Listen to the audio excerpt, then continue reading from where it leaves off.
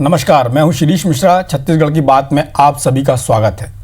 सूबे की सियासत में इन दिनों नया चलन देखने को मिल रहा है, जहां एक तरफ मुख्यमंत्री भूपेश बघेल विभिन्न मुद्दों को लेकर पत्र लिख रहे हैं, वहीं बीजेपी ने भी पत्र का जवाब पत्र से देने की नीति अपना ली है। इसी कड़ी में पूर्व मुख्यमंत्री रमन सिंह लगातार 2 पत्र मुख्यमंत्री को लिख चुके हैं, तो वहीं मुख्यमंत्री भूपेश बघेल ने भी पीएम मोदी को पत्र लिखकर गरीब कल्याण अन्न योजना को आगामी 3 महीने तक बढ़ाने का अनुरोध किया है। जाहिर है, कोरोना काल में अब तक सीएम भूपेश बघेल, पीएम मोदी और केंद्रीय मंत्रियों को करीब 1 दर्जन पत्र लिख चुके हैं। दूसरी ओर बीजेपी भी राज्य सरकार को घेरने दर्जन भर पत्र, आधा दर्जन पत्र लिख चुकी है। ऐसे में सवाल है, क्या सूबे में पत्रों से होगा वार प्रतिवार? इस मुद्दे पर दोनों पक्षों से सीधे बात करेंगे, लेकिन उससे पहले देखेंगे रिपोर्ट।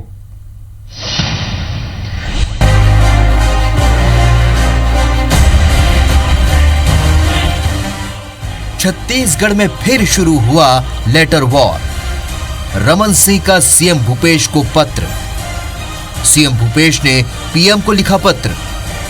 रायपुर से दिल्ली तक पत्राचार लगातार। जी हां, रायपुर से लेकर दिल्ली तक पत्राचार की राजनीति देखने को मिल रही है। पूर्व मुख्यमंत्री रमन सिंह ने मुख्यमंत्री भूपेश बघेल को एक पत्र लिखकर मंडी संशोधन बिल छत्तीसगढ़ में लागू करने की मांग की है। पत्र के माध्यम से रमन सिंह ने कहा है कि राज्य सरकार को केंद्र के अध्यादेश का अनुपालन करना चाहिए। रमन के इस पत्र पर कृषि मंत्री रविंद्र चौबे ने कहा है कि रमन सिंह का काम अब केवल पत्र लिखने का रह गया है। उधर बीजेपी भी पूर्व मुख्यमंत्री के समर्थन में उतर गई है। मुझे लगता है डॉक्टर रमन सिंह जी का काम केवल अब पत्र लिखने तक ही सीमित रह गया है। ज़्यादा उनके पत्रों को उत्तर देना मैं आवश्यक नहीं समझता। डॉक्टर रमन सिंह जी ने जो पत्र लिखा है वो अपनी पार्टी के जो कानून बनाया गया है उसके प्रचार में ही उन्होंने ये पत्र का व्यवहार उन्होंने किया है। जिस प्रकार से यहाँ के सरकार के मुखिया और मंत्री के द्वारा लगातार केंद्र सरकार को जो पत्र लिखी जा रही है, यदि उनको लगता है कि हम लिख रहे हैं तो उनको दिक्कत आ रही है, उसमें राजनीति हो रही है, तो फिर ये पत्राचार किस मुख से लिख रहे हैं? ये पहला मौका नहीं है जब पत्राचार को लेकर बीजेपी कांग्रेस आमने सामने है।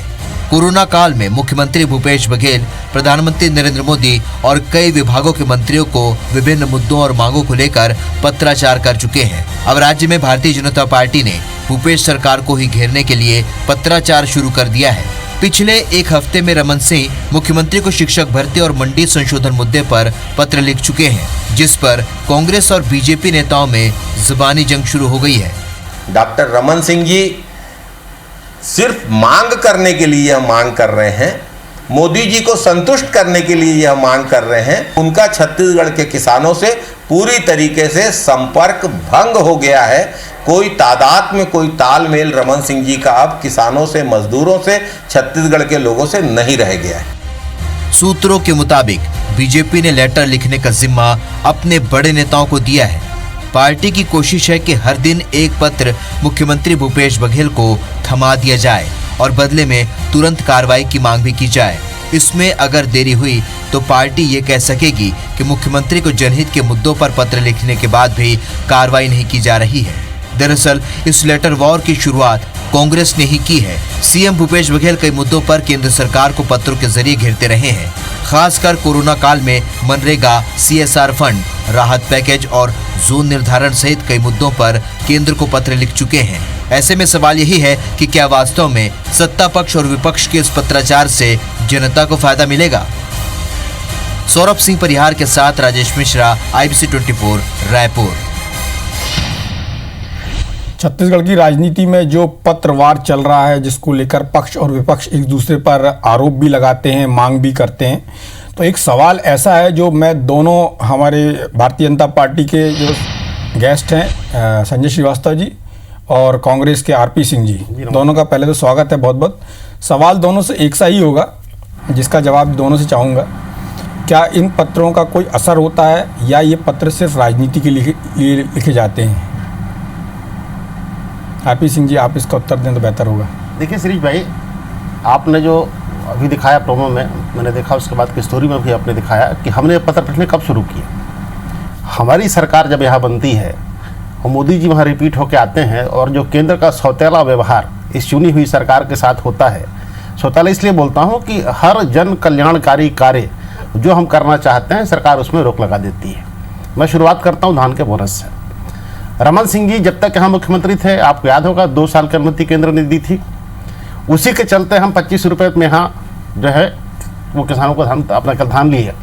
जैसे 1 साल पूरा होता है, क्या होता है, हमें वहाँ से धमकी मिलनी शुरू हो जाती है कि आप MSP से अगर ऊपर पैसा देंगे तो केंद्र सरकार जो है अपने आप को खरीदी की प्रक्रिया से अलग करने की। पत्र लिखने की शुरुआत उसी दिन से होती है कि अगर आप यहाँ के 77% आबादी जो कि मूलतः किसान है और खेती पर ही निर्भर है, उसके हक की बात नहीं सुनेंगे तो हम क्या करेंगे। लोकतांत्रिक तरीका है। तो हमने उस दिन से पत्र लिखना शुरू किया और आज लिखा पत्र आकर कहाँ ख़त्म होता है, गरीब कल्याण अन्न योजना पे। इसके पहले हमने पत्र क्या लिखा था, लेमरू एलिफेंट रिजर्व के लिए, जो कि पूरे हिंदुस्तान में हाथियों को बचाने के लिए एकमात्र ऐसी योजना है जहां पर 1995 वर्ग किलोमीटर का जंगल हमने जानते हुए कि उसमें खनिज है और भी चीज़ें हैं, हाथियों को समर्पित कर दिया। हम कहते हैं 5 कोल ब्लॉक उसमें और हैं, उसका एक्शन आप मत कीजिए। उसमें क्या होगा, हसदेव का अभ्यारण्य और माड़ एरिया मिलाकर लगभग 2600 किलोमीटर हो जाएगा, हाथी सुरक्षित हो जाएंगे। तो हमारा एक एक पत्र जो है शिरीष भाई, वो किसानों की बेहतरी के लिए है, युवाओं की बेहतरी के लिए है, यहाँ के जंगल, यहाँ की बायोडाइवर्सिटी की जो अपना उसको बचाने के लिए है। इनके पत्र क्या हैं, आप ये देखिए। इनके पत्र के 2 उद्देश्य होते हैं मुख्य रूप से। पहला उद्देश्य होता है कि राजनीतिक हाशिए पर आ चुके व्यक्ति अपने आप को मीडिया के माध्यम से जन चर्चा में बनाए रखने के लिए पत्र लिखते हैं। दूसरा इनका उद्देश्य होता है मोदी जी का भजन। मोदी जी का भजन गाओ जोर जोर से।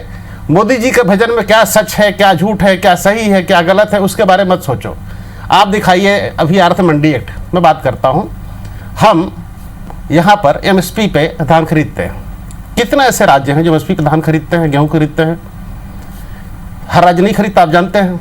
उड़ीसा का किसान अगर ये उम्मीद करेगा कि वो यहाँ आए और हम उसका MSP पे धान खरीदें और बाद में प्रधानमंत्री न्याय योजना के तहत उसको गन्ने का, मक्के का, धान का बोनस भी उसको प्रदान करें, तो क्या किसी राज्य के लिए संभव है? तो मोदी जी जितनी बातें कहते हैं व्यवहारिक बातें नहीं रहती है, अव्यवहारिक बातें हैं। और ये कारपोरेट सेक्टर के हाथ में पूरी मंडी सौंपने वाली बात है। पंजीकृत व्यापारी जो रहते हैं उनकी जिम्मेदारी रहती है, उनको छोड़कर खाली एक पैन कार्ड के आधार पर आप किसान को बेच देंगे? कौन व्यापारी है, कहाँ का व्यापारी है, कौन उसकी जिम्मेदारी लेगा? तो ये तमाम जो बातें हैं ये काल्पनिक है, व्यवहारिकता से परे हैं। तो इनके जितने पत्र होते हैं उसके पीछे 2 उद्देश्य होते हैं। एक अपने आप को चर्चा में बनाए रखना और दूसरा मोदी जी का भजन गाना। संजय जी, आपसे ही वही सवाल है जो मैंने RP सिंह जी से किया। क्या ये पत्र राजनीति से प्रेरित हैं या इन पत्रों का कोई अर्थ भी निकलता है? जैसे आपकी पार्टी की सरोज पांडे जी ने पत्र लिखा, रामविचार नेताम जी ने पत्र लिखा, डॉक्टर रमन सिंह जी ने पत्र लिखा, तो क्या ये जो भूपेश बघेल जी प्रधानमंत्री को पत्र लिखते हैं उसका प्रति उत्तर है कि उसको काउंटर किया जाए?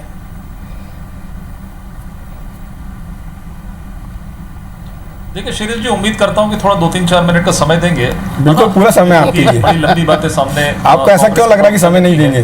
तो कुछ समय तुम तो अभी से घबरा गए, अभी तो ये पहली मंजिल है। सर कई डिबेट्स में ऐसे होते हैं जब कई बार नहीं सर, अब वो क्या है सर, जब डिबेट्स होते हैं मालूम इनके पास में जवाब नहीं है, जिस तरीके का सवाल आया है ना तो बढ़िया जवाब जाएगा, कहीं दिक्कत नहीं है। देखिए भारत देश में शिरीष जी, भारत देश में पत्रों का महत्व बहुत शुरू से रहा है और ये तो आधुनिक युग में ये नई व्यवस्थाएं आई हैं। इन नई व्यवस्थाओं के कारण थोड़ा सा पत्राचार कम हो गया, ऑनलाइन सिस्टम है, मेल वगैरह है, इस तरह की बातें हैं।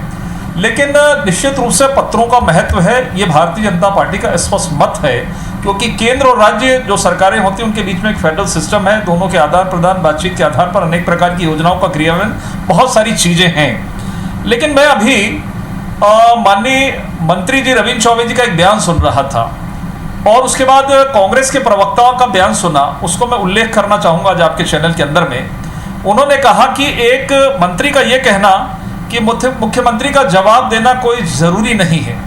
इस प्रदेश का 15 वर्ष का पूर्व मुख्यमंत्री, एक जिम्मेदार व्यक्ति, राष्ट्रीय उपाध्यक्ष, एक पार्टी का प्रमुख नेता, एक मंत्री जो 15 वर्ष बाद सरकार में आए हैं, उनका यह कहना कि उनको जवाब देना कहीं उचित नहीं है, आपके रिकॉर्ड में है, ये मैं नहीं कह रहा हूं। दूसरा, इन्होंने भूपेश बघेल जी की सभी बातों को, ध्यान से लेकर तमाम प्रकार की बातों को उन्होंने सही ठहराया। लेकिन हमारे प्रवक्ता भाई RP सिंह का कहना, दोनों विषयों पर कह रहा हूं, कि एक व्यक्ति यदि पूर्व मुख्यमंत्री लिखते हैं तो वो हाशिए पर हैं। तो इनकी सोच, इनकी संवेदनशीलता कितनी नीचे तक उतर आई है कि विपक्ष का कितना महत्व है ये खुद भूल गए कि 15 वर्ष तक विपक्ष में थे। यदि सोच है तो ये कितने मदहोशी के आलम में जी रहे हैं कि इस देश के अंदर में विपक्ष का कितना महत्व आप भी जानते हैं, मीडिया भी इस बात को बेहतर तरीके से जानता है। और आज आप जब डिबेट में बैठते हैं तो पक्ष के साथ में विपक्ष बैठाते हैं। यदि विपक्ष का महत्व नहीं रहता तो विपक्ष को आप पूछते नहीं, लेकिन इनकी नजरों में शुरू से देश की आजादी के बाद से विपक्ष का कभी महत्व नहीं रहा है, इसलिए आज हाशिए पर देश में कांग्रेस की पार्टी है। यहां पर दूसरा कहते हैं कि मोदी जी झूठ बोलते हैं, मोदी जी भजन करते हैं। इन शब्दों का प्रयोग देश के प्रधानमंत्री के लिए जो दुनिया के अंदर में एक चर्चा का विषय रहते हैं। दिक्कत यह है कि जो काम ये 50-58 वर्षों में नहीं किए, इतना तेज गति से नई योजनाओं को माननीय मोदी जी लेकर आते हैं और जो पूरे देश के अंदर में चर्चा का विषय बनता है, ये कभी सोच नहीं सकते इस तरह की योजनाओं को लाते हैं। मैं 1-2 पत्र का उल्लेख करता हूं, इनकी नजरों में तो हमारे पत्र का महत्व नहीं है, लेकिन आईबीसी चैनल के माध्यम से जो हमारे व्यूअर्स हैं, जो लोग देख रहे हैं, शायद उनको ये मालूम चलेगा कि वास्तव में ये पत्र कितना महत्व है। वो इंतजार कर रहे हैं विपक्ष का। देखिए, माननीय कौशिक जी ने कल एक पत्र लिखा। हम क्यों पत्र लिखते हैं कि हमारी जो सेंट्रल की योजनाएं रहती हैं उसको ये इंप्लीमेंट नहीं करते। इतने डरे सहमे लोग हैं कि अपने राज्य में अपनी व्यवस्था लागू करते हैं, हमारे सिस्टम को नहीं करते हैं। मैं सवर्ण आरक्षण की बात को छोटा सा याद दिला के अभी कल के पत्र की बात करता हूं। आज तक इस प्रदेश के अंदर में आरक्षण की व्यवस्था में क्या इसका जवाब नहीं आएगा। दूसरा, एक देश एक व्यापार। आज हम यही कहते हैं कि हमारे किसानों को ज्यादा पैसा मिलना चाहिए, हमारे यहाँ के लोगों को व्यापार में ज्यादा पैसा मिलना चाहिए।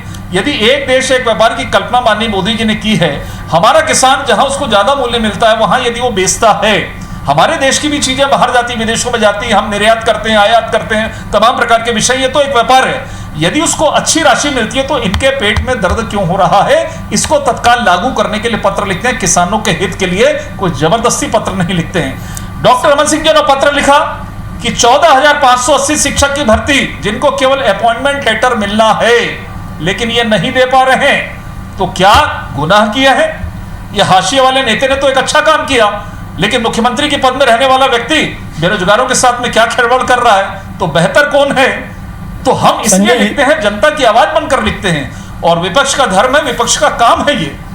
लेकिन मुझे ऐसा लगता है ये सरकार में आने के बाद, सत्ता में आने के बाद ये इतने असंवेदनशील हो जाते हैं कि इनको आम जनता का भी मुद्दा समझ में नहीं आता है। संजय जी, निंदनीय है और इसमें सरकार को सोचने की आवश्यकता है। संजय जी, यदि आपकी बात पूरी हो गई हो तो मैं अपनी बात कहूं।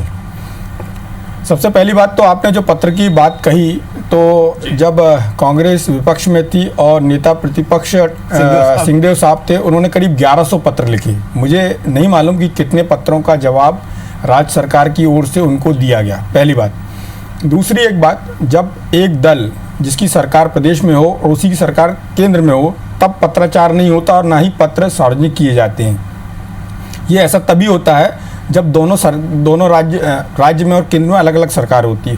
तीसरी बात, जो डॉक्टर रमन सिंह जी के बारे में बोला गया कि वो हाशिए पे हैं, उस बात को मैं चर्चा में इसलिए नहीं लेना चाहता हूँ कि वो हमारा विषय नहीं है, और राजनीति में ये परंपरा ही बोलूँगा कि इस तरह की चीजें देखने में आती हैं कि जब जो पार्टी विपक्ष में होती है उसके नेता को कमतर करने के लिए ऐसा बोला जाता है। लेकिन संजय जी, इस तरह का, इसलिए मैंने सवाल उठाया।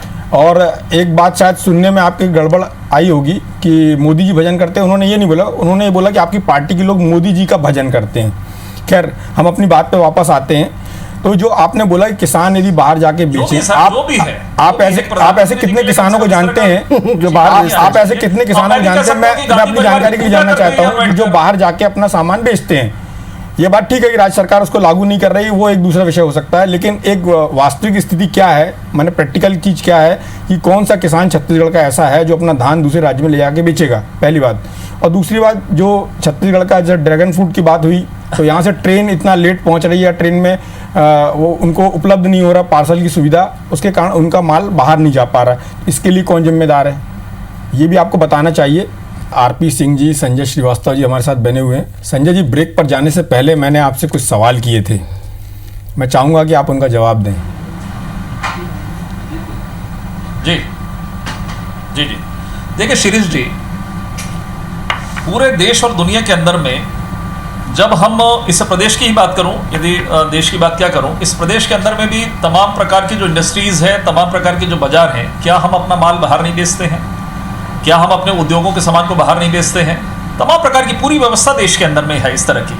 तो आज यदि किसानों के लिए भी, यदि किसान लगातार 70 वर्षों के अंदर में लगातार इस बात को करता है कि उसको मूल्य नहीं मिलता, उसके लागत की मूल्य का 1.5 गुना करना है, 2 गुना, सरकारें इस बात को बात करती हैं, तमाम प्रकार के संसाधनों की बात करती है, लेकिन किसान आज वहीं पर यदि खड़ा है, यदि किसान को उसका समर्थन मूल्य या किसानों को ज्यादा राशि मिलती है यहाँ से ज्यादा, तो उसमें दिक्कत क्या, आपत्ति क्या है, मुझे ऐसा लगता है। और उद्योग से लेकर तमाम प्रकार के बाजार हैं, हमारे यहाँ के बहुत सारे ऐसे प्रोडक्ट हैं जो बाहर जाते हैं, बाजारों में जाते हैं, विदेशों में जाते हैं। यदि आज हमको मुद्रा मिलती है, यदि वो किसान सक्षम होता है, वो व्यापारी सक्षम होता है, तो इसमें आपत्ति क्या है? और उसी की तो अवधारणा कांग्रेस ने नहीं किया। लेकिन यदि आज मोदी जी वैश्विक जो चीजें हैं, जो कंपटीशन है, प्रतिस्पर्धा है, उसमें हम कहाँ खड़े दिखाई दें, हमारा व्यापारी, हमारा जो मजदूर है या हमारे जो उद्योगपति हैं वो और ज्यादा मुनाफा कमाएं, तो इसमें आपत्ति क्या है, किस बात की? मुझे लगता है कहीं दिक्कत नहीं। एक अच्छी अवधारणा के साथ में माननीय मोदी जी ने इस अवधारणा को रखा है, और मुझे लगता है कि तत्काल भूपेश बघेल जी को इस सरकार, इस राज्य के अंदर में भी इस व्यवस्था को लागू करने की आवश्यकता है। संजय जी, इस व्यवस्था को लागू करने की आवश्यकता तो है, लेकिन जो मंडी से जुड़े लोग हैं, जो इस चीज़ को जानते हैं, उन्होंने इस बात का विरोध भी किया है, जिसको सभी मीडिया ने उसको भी रेखांकित किया है, उसको भी पब्लिश किया है। तो आपको क्या लगता है, छत्तीसगढ़ में जैसे यदि ये मंडी एक्ट लागू कर दिया जाए तो तात्कालिक रूप से वहाँ पर ऐसी कौन सी चीज़ें हैं जो बाहर जाके किसान बेच सकता है, या फिर छत्तीसगढ़ में ऐसे कितने किसान हैं जो इस व्यवस्था को तुरंत अपना लेंगे और अपना प्रोडक्ट जाके बाहर बेच सकेंगे? कितने सक्षम किसान हैं? आप राजनीति में इतने दिन से आप जानते होंगे छत्तीसगढ़ को। देखिए शिरीष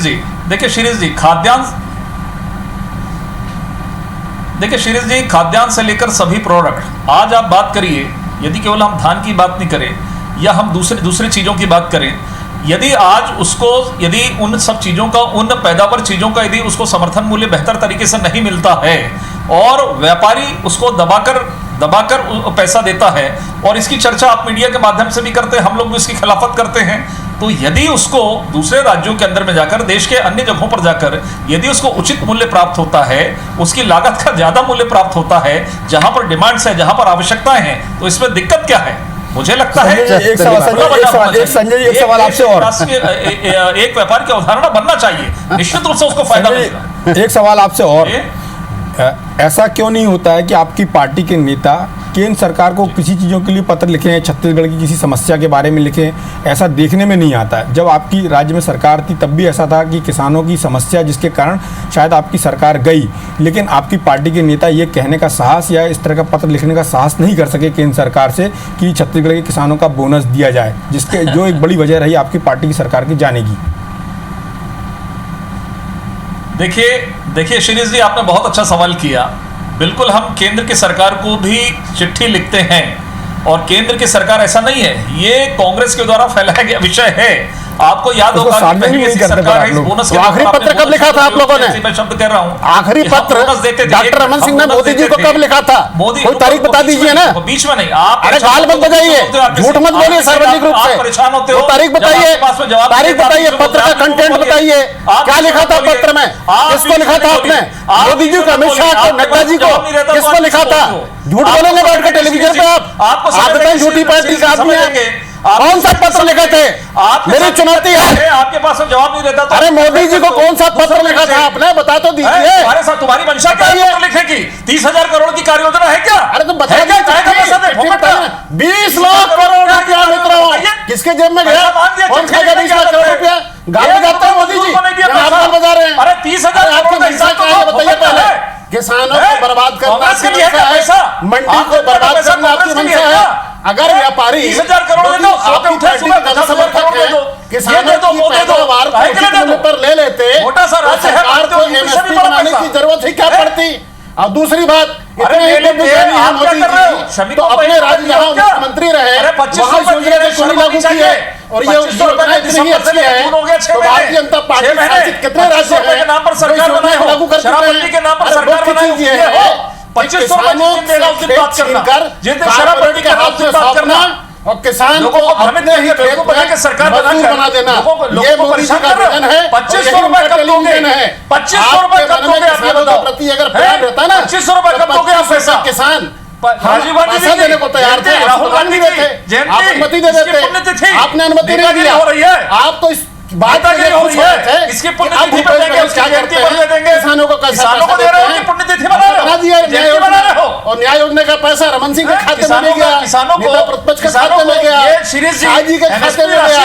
ये हमारा न्याय है। आरपी सिंह जी, जरा संजय जी की बात सुन लेते हैं। अब वो 20 अगस्त को राजीव अरे गांधी संजय जी क्या बोले, कुछ है उनके पास। फिर वो इंदिरा मंडी को बर्बाद करना चाहते हैं, किसानों से खेत छीनना चाहते हैं, सीधे सीधे बोलिए, गवर्नमेंट का बात करते हैं, 2500 रुपए हमारे लोहा बनते हैं, कार्यक्रम में चर्चा का उद्देश्य राजनीतिक वाद नहीं था। इसका उद्देश्य था कि जो भी पत्र लिखे जा रहे हैं उनका कुछ अर्थ निकले, उनका कोई सोल्यूशन हो। लेकिन जो एक परंपरा है राजनीति में एक दूसरे का विरोध करने की, वो अभी भी कायम है। आप देख रहे होंगे स्क्रीन पर। इस चर्चा में भाग लेने के लिए आप सभी का बहुत बहुत धन्यवाद। नमस्कार।